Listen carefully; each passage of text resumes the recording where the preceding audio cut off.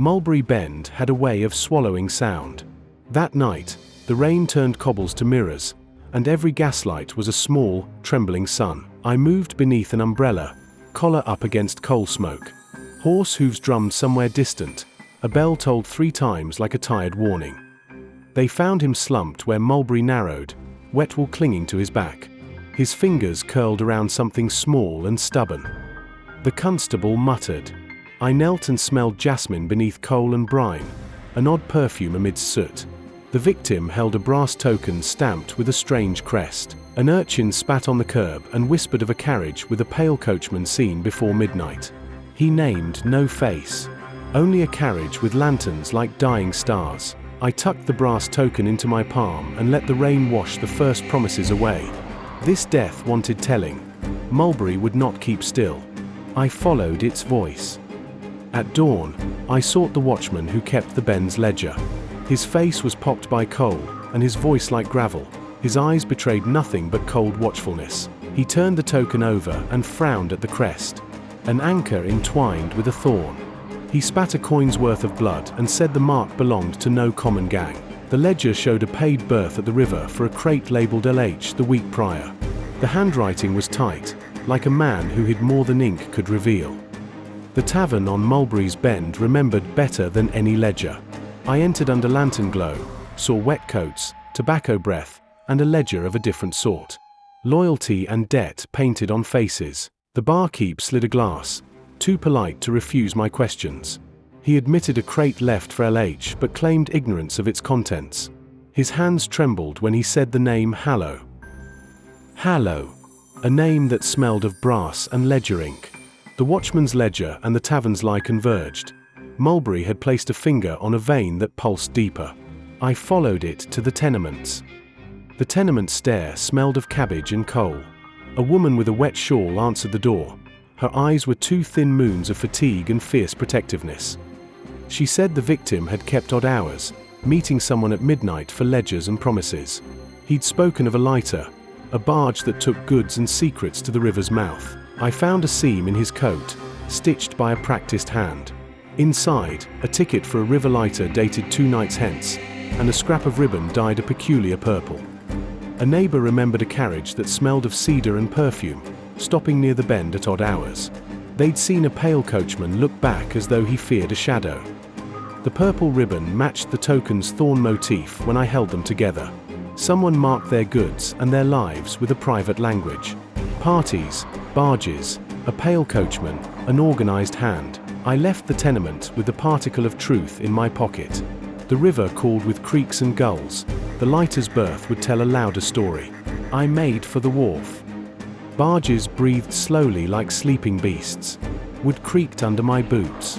Men moved with the awkwardness of trade and guilt, faces half-lit and half-forgotten by the gas lamps. A foreman with tobacco-stained teeth led me to a crate stamped H. It smelled faintly of cedar and something floral, jasmine, or maybe the perfume of someone who wished to be remembered kindly. Inside were jars and ledgers.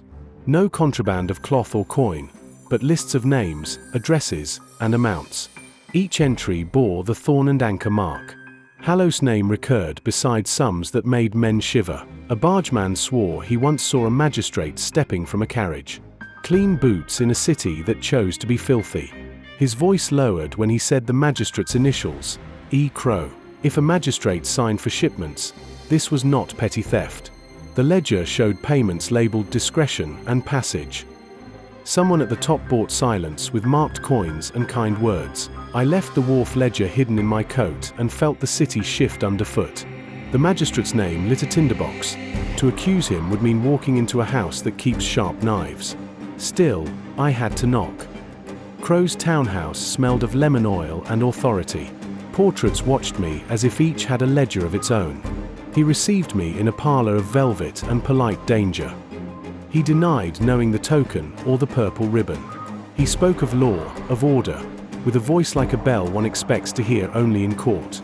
But his fingers betrayed him, ink under a cuff. I placed the ledger on his table and watched color leave his face in 2 distinct shades, surprise and calculation. He admitted oversight. He called it charity and protection, not trade. The confession came slowly. No grand speech, only the tired arithmetic of compromise. He'd moved goods and favors to keep a city from tearing itself raw. When pressed about murder, he grew small and dangerous. Outside, a carriage creaked. The pale coachman I'd chased all night came forward at last. Not as the brute I imagined, but as a tired man paid to be invisible. He named a woman, Lillian Hallow. Crow's network bought safety, and Hallow provided the passage. The murder was a splinter from a larger plan. Exposure threatened profits. We arrested the foreman, named the bargeman, and the magistrate's hand was public but not entire. Mulberry breathed again, but its breath tasted of ash. Papers printed of convictions and rumors. Men in wool and velvet pretended nothing changed. I sat with a pipe and measured the quiet. The brass token went to the station box, the purple ribbon to evidence. Yet a single page was missing from Hallow's ledger. A narrow, dog-eared sheet scored away as if by a careful hand. I traced the missing page to a gentleman's visiting card. Only an address and a single word, Phantom. No name. The city keeps its ghosts. Some trade in silence and shadow. I left Mulberry with the knowledge that justice here is a ledger balanced by compromise. The magistrate paid, the bargeman spoke, but the phantom who signed in the dark still had work to do. There are always quieter corners where promises are made and broken. I keep my ledger and my pipe. Mulberry will turn its pages again, and when it does, I will be waiting. Tonight, a bell tolls once for the dead and once for the living. If you hear it, return to Mulberry. The phantoms have more to tell, and I take notes in the rain. Please like and subscribe.